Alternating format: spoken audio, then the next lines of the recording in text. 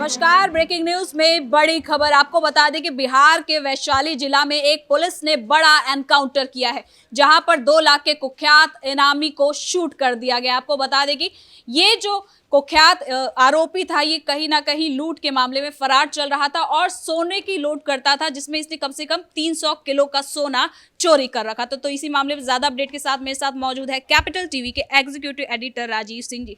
तो सर, क्या है ये पूरा मामला? बिहार पुलिस लगातार अब एक्टिव नजर आ रही है, अब एक कुख्यात अपराधी का इसमें एनकाउंटर हुआ है। देखिए, सम्राट चौधरी ने जब सरकार संभाला था तो उस समय ही ऐलान कर दिया था कि अब अपराधियों की खैर नहीं है।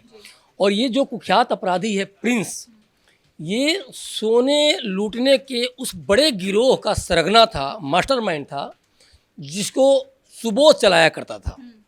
सोचिए कि आज जो इसको मारा गया तो ये कैसे एक घर में छुपा हुआ था और पुलिस को देखते ही वो गोली चलाने लगता है और इसी क्रम में वो ढेर हो जाता है।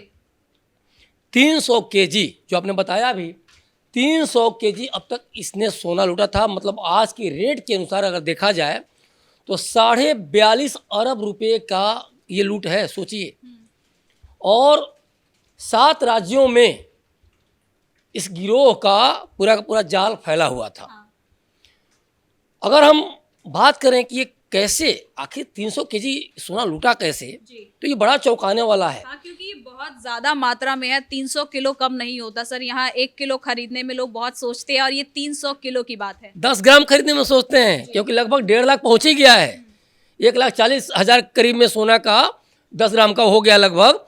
और आप सोचिए 42.5 अरब रुपया, ये बहुत बड़ी लूट है। और सबसे बड़ी बात क्या है, सोचिए कि प्लानिंग कितनी खतरनाक है कि सबसे पहले ये जिस क्षेत्र में लूटपाट मचानी होती थी उसकी रेकी करते थे। मतलब जाकर देखते थे कि क्या वहाँ अंदेशा है, क्या खतरनाक कंडीशन है, या फिर आसानी से लूट कर सकते हैं, कौन हर्डल बनेगा, कहाँ हर्डल नहीं है, और उसके अनुसार प्लान सेट करते थे।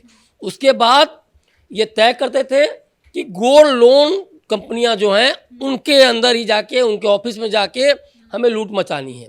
उसके बाद एक ऐसे लड़के को जिसकी उम्र कम हो, जो देखने में स्टूडेंट टाइप में लगता हो, लोग भेजते थे कि जाकर किसी कॉलोनी में कमरा तुम रेंट पर ले लो।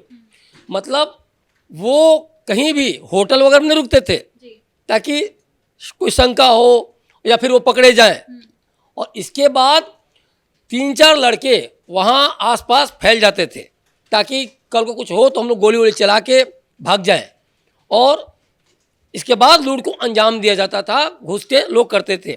और इस मामले में देखिए, जहाँ जहाँ सुबोध ने, जो कि अभी जेल में है, इस गैंग का जो मुख्य सरगना वो जेल में है, जहाँ जहाँ सुबोध ने लूटपाट मचाई है वहाँ वहाँ प्रिंस भी रहा है। और सबसे बड़ी बात कि इस लूट में पुलिस कर्मियों की मिली भगत से भी इनकार नहीं किया सकता, स्थानीय लोगों की मिली भगत से भी इनकार नहीं किया सकता, क्योंकि लड़के कहीं ना कहीं वहीं से ये लोग उठाते थे। मैं पुलिस की बात क्यों कह रहा हूँ, देखिए अभी तो पीएमसीएच से वो भागा था, लेकिन पटना पुलिस को इसने पहले भी चकमा दिया था, वैशाली पुलिस को पहले भी चकमा दिया था, कई बार नेपाल भी भागा, उसके बाद भी उसने चकमा दिया।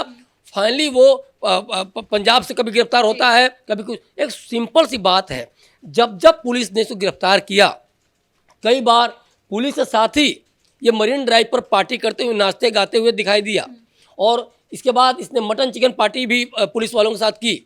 और फिर ये हुआ कि पुलिस वालों को बंद करके चला गया। एक बड़ा सवाल है कि पुलिस का अपराधियों के साथ दोस्ती का रिश्ता नहीं होता है।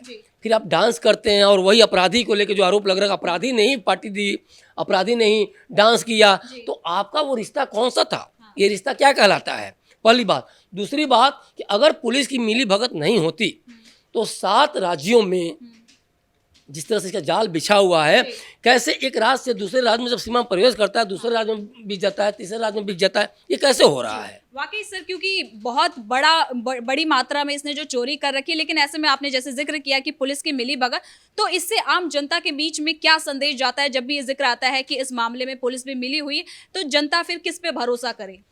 देखिए, जो गोल्ड होता है, सोना जो होता है, वो कहीं ना कहीं आर्थिक मजबूती का प्रतीक होता है। किसी के पास अगर सोना है तो ये मान के चलाता है विशेष परिस्थितियों में वो बहुत बड़े संकट कभी आता है तो वो बहुत काम कर सकता है। और आज के डेट में खासतौर पे, क्योंकि 12-15 सालों में अगर देखा जाए तो कम से कम 10 गुना ज़्यादा सोने की रेट बढ़ गई है। तो एक तो आर्थिक मजबूती का है, दूसरी बात भरोसा। सोना जिसके पास हो उसको वैसे भी अर्थव्यवस्था दाएं से बाएं हो डजेंट मैटर, ठीक है। तो ये एक बड़ी बात है कि लोग क्या करते हैं कि सोने को कहीं कहीं लॉकर में जाकर रख देते हैं, बैंक वगैरह में रख देते हैं, या फिर ये गोल्ड लोन वगैरह कहीं विशेष परिस्थिति में कभी ज़रूरत पड़ती हो, जैसे कि बच्चे की शिक्षा की बात हो या घर मकान की बात हो, या फिर कभी कोई कर्जा में आ जाता है, तो गोल्ड लोन बड़ा सस्ता होता है। लगभग मान के चलिए कि 1-1.25 लाख में 10,000 रुपये साल के देने पड़ते हैं, तो महीने का वो 700-800 पड़ता है। तो इससे सस्ता कोई भी लोन नहीं होता। और दूसरी बात एक चीज़ और है कि आपके गोल्ड की कीमत भी बढ़ती है। दूसरी बात कि आपको ये भी लगता है कि हमारा गोल्ड कहीं ना कहीं बैंकों में सुरक्षित है। लेकिन ऐसे ही बैंकों को जब ये प्रिंस या सुबोध जैसे लोग निशाना बनाते हैं तो कहीं ना कहीं भरोसा जनता का डगमगाता है, कहीं ना कहीं भरोसा खराब होता है। दूसरी बात कि जब ऐसे गैंग के लोग लूटपाट मचाते हैं तो उनको ये पता है कि गोल्ड को कभी भी गलाकर काट कर हम उसको कैश में कन्वर्ट कर सकते हैं। नकदी कहीं ना कहीं इनके हाथ में अच्छी खासी आ जाती है, जिससे कि बड़े से बड़े वारदातों को अंजाम दे सकते हैं। आतंकी गतिविधियों से भी कहीं ना कहीं इनका कहीं कनेक्शन उस पैसे के माध्यम से हो सकता है। इसमें सबसे बड़ी बात ध्यान देने वाली है कि जब गोल्ड को आप चोरी के तौर पे, लूट के तौर पर लेकर अर्थव्यवस्था में आते हैं तो उसका कहीं कोई नामो निशान नहीं होता है, उसकी गिनती नहीं होती है। कहीं भी उस पैसे पे जीएसटी या फिर इनकम टैक्स कहीं कुछ नहीं होता है। तो ये अपने आप पूरी अर्थव्यवस्था को हिलाने की तरह है। और सर इसी एनकाउंटर पर सम्राट चौधरी ने भी कहा है कि अब अपराधी अपने लिए दूसरा राज्य ढूंढ ले क्योंकि अब वो बिहार में सेफ नहीं है। देखिए, सम्राट चौधरी ने बहुत अच्छी बात कही है। इसमें कहीं ना कहीं इसे प्रशंसा के पात्र है इसमें। लेकिन एक बात और भी ध्यान देने वाली बात है, इसी बिहार पुलिस के शिक्षकों से तो कई बार भागा भी है ना। तो आखिर ये सबसे जो बड़ी बात, आज पकड़े जाने के बाद ये बयान जो आ रहा है, अच्छी बात है कि पकड़ा गया, मारा गया, ठीक है। लेकिन क्या इस गिरोह का अंत हो गया, खात्मा हो गया? मुख्य सरगना तो अभी भी जेल में बंद पड़ा है। तो अभी भी इसके कई सरगने हैं। तो एक प्रिंस के खत्म हो जाने से पूरा गिरोह खत्म नहीं हो जाता है।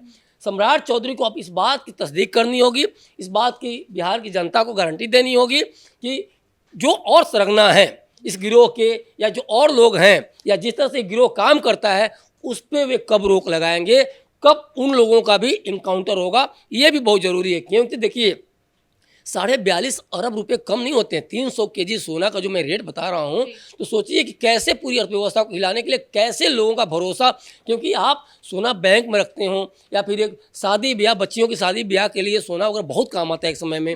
तो ये सारी चीज़ें कहीं ना कहीं एक भरोसा डगमगाता है कि नहीं, मेरा सोना सेफ नहीं है। और आखिर जो जिस तरह से चोर वगैरह लेके चले जा रहे हैं या प्रिंस टाइप के लोग चुरा के चले जा रहे हैं, लूट करके चले जा रहे हैं, तो आखिर हम सोना कहाँ रखें? घर में रखेंगे तो वो भी खतरे का डर होता है, चोरी डकैती का या क्रिमिनल्स का, तो वो भी एक है। तो ये इस बात को सम्राट चौधरी को भी समझना होगा कि आखिर जिस तरह की ये सोने की लूट मचा रखी थी इसने कई वर्षों से, 7-8 राज्यों में जिस तरह से जाल है, तो कम से कम बिहार जैसे राज्यों से ऐसे जो नेक्सस हैं उनको तोड़ना बहुत ज़रूरी है।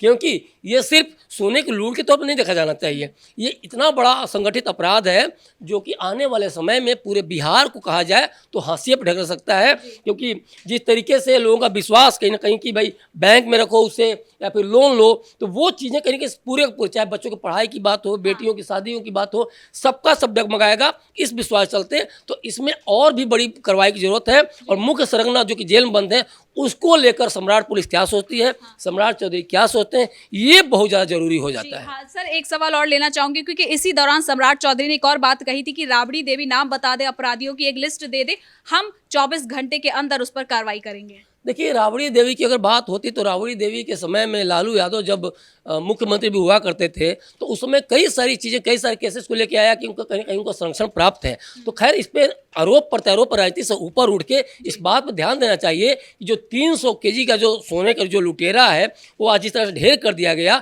तो ये बिहार की अर्थव्यवस्था के लिए, जो मैं बार बार कह रहा हूँ, चाहे वो गोल्ड लोन के तौर पर देखा जाए, चाहे भरोसे के तौर पर देखा जाए, चाहे सोने को अपने पास रखने के आर्थिक मजबूती के तौर पर देखा जाए, या फिर जो कहीं ना कहीं अर्थव्यवस्था में उस लूट के माध्यम से जिस तरह से अर्थव्यवस्था को चपत लगाते हैं कि जो जीएसटी का कहीं कुछ आंकलन नहीं होगा, इनकम टैक्स कहीं कुछ नहीं होगा, या फिर उसको गला कर जिस तरह से वो कैश में कन्वर्ट करते हैं, लिक्विडिटी में वो करते हैं, तो वो अपने आप में पूरी तरह बिहार की अर्थव्यवस्था को चपत लगाने के लिए काफ़ी था।